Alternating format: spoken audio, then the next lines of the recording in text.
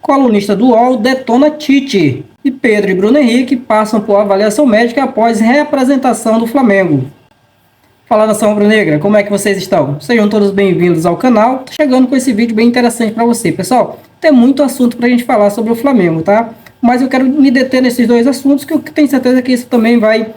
vocês também vão gostar desse assunto. Então, meu querido, minha querida, se você ainda não é inscrito no canal, eu te peço, inscreva-se no canal, ativa o sininho das notificações, deixa o seu like, comenta e compartilha com mais um rubro-negro para ele ficar bem informado de tudo que acontece no Mengão. Caso você já seja inscrito, a minha gratidão, te peço que faça o mesmo. Curte, comenta e compartilha. Vamos pro vídeo, pessoal.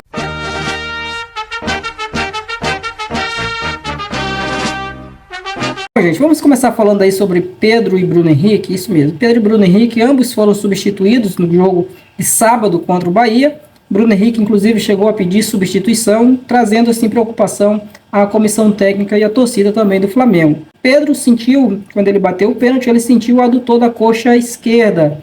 Já o Bruno Henrique sentiu um problema na planta do pé. Eu acredito, inclusive, que esse problema na planta do pé é em decorrência da pancada que ele levou no chute em que aconteceu o pênalti a favor do Flamengo. O lateral do Bahia, o Gilberto, ele chuta com o bico da chuteira, ele acaba chutando ali o solado do pé do Bruno Henrique. Graças a Deus, parece não ter havido nenhum problema sério, nenhuma fratura, foi apenas a dor ali do momento. É muito provável que ambos os jogadores já estejam à disposição para o jogo de sábado contra o Corinthians em São Paulo, na Neoquímica Arena. Inclusive, após a avaliação, eles seguiram para o trabalho de regeneração com o restante do grupo. Aqueles que jogaram, que foram titulares contra o Bahia, fizeram o trabalho de regeneração, enquanto que os demais foram fazer trabalho de campo. Pedro e Bruno Henrique seguiram junto com o grupo que foi titular naquela partida. Então, aparentemente, está tudo bem sim com ambos os jogadores e devem sim estar à disposição para o jogo contra o Corinthians. Já Arrascaeta é outro que está passando também por tratamento. Ainda não se sabe se ele estará ou não à disposição para o jogo de sábado, tá? Ele ainda não está plenamente recuperado daquela lesão, ainda está fazendo o tratamento. Jogou a final da Copa do Brasil ali no sacrifício e precisa agora passar por um período aí para se restabelecer plenamente. Talvez não esteja ainda à disposição para o jogo de sábado. Agora, pessoal, vamos falar sobre esse segundo assunto. Vamos falar aí sobre o colunista do UOL. Estou aqui com o site do UOL aberto, vou até procurar o nome dele aqui para deixar bem claro aqui para vocês. É o Danilo Lavieri. Danilo Lavieri, ele fez uma reportagem falando sobre Tite, tá? E ele detonou o Tite, pessoal, tá? Ele falou muita coisa sobre o Tite. Eu vou ler alguns trechos aqui da matéria para vocês entenderem o que ele falou e dizer se vocês concordam ou não. Eu confesso que em muitas coisas eu achei, eu dei razão ao que ele está falando. Veja só. A expectativa da vez no futebol brasileiro é sobre quem vai assumir o comando do Flamengo. Depois da demissão de Jorge Sampaoli, com direito a quase 50 milhões em multas rescisórias, somado às outras demissões, o alvo, claro, é Tite. Para aceitar esse convite, ele terá que assumir ser contraditório e ir contra o discurso que alimentou durante toda a carreira e até mesmo contra a promessa feita em entrevistas recentes. Ainda que assuma o rubro-negro apenas depois da saída de Sampaoli, já ficou claro que Tite sentou para conversar com Marcos Braz e Rodolfo Landim, enquanto o argentino ainda estava no comando. Essa é a grande contradição em relação ao que ele pregou. É exatamente isso. Muita gente falando, porque o Tite é muito ético, que ele não vai assumir, que ele não vai fazer isso, que tal e tal, porque o cara ainda está no carro. Bom, mas ele negociou. Ele sentou para conversar, ele sentou para ouvir as propostas da diretoria do Flamengo, enquanto o Jorge Sampaoli ainda era técnico do Flamengo. Então, assim,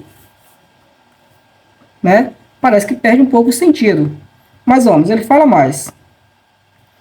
Durante toda a carreira, o ex-técnico da seleção brasileira gostou de dizer que não conversa com times que têm técnicos empregados. A ideia era não fazer parte do predatório esquema de vai e vem de treinadores do futebol brasileiro. Já estamos cansados de saber, no entanto, que essas exigências acabam sendo deixadas de lado com o tempo.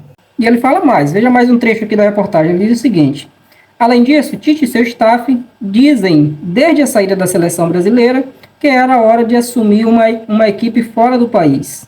Ele teve sondagens ele teve sondagens de times e seleções no dia seguinte ao final da Copa do Mundo, mas muito longe das que esperava. Ele não imaginava que sairia da seleção brasileira para uma prateleira abaixo.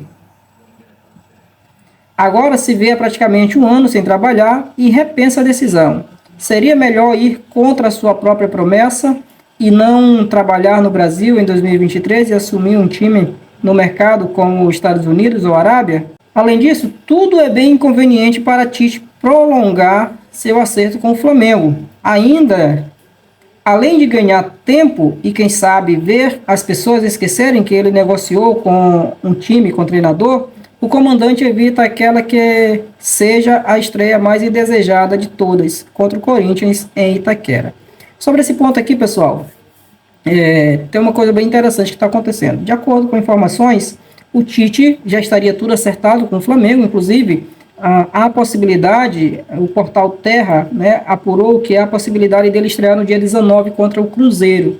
Então, seria um pedido do Tite para não estrear contra o Corinthians. O Flamengo estaria fechado com o Tite, ele vai receber em torno de 2,6 milhões de reais por mês, e ainda assim ele se recusou a assumir o time no confronto contra o Corinthians, tá?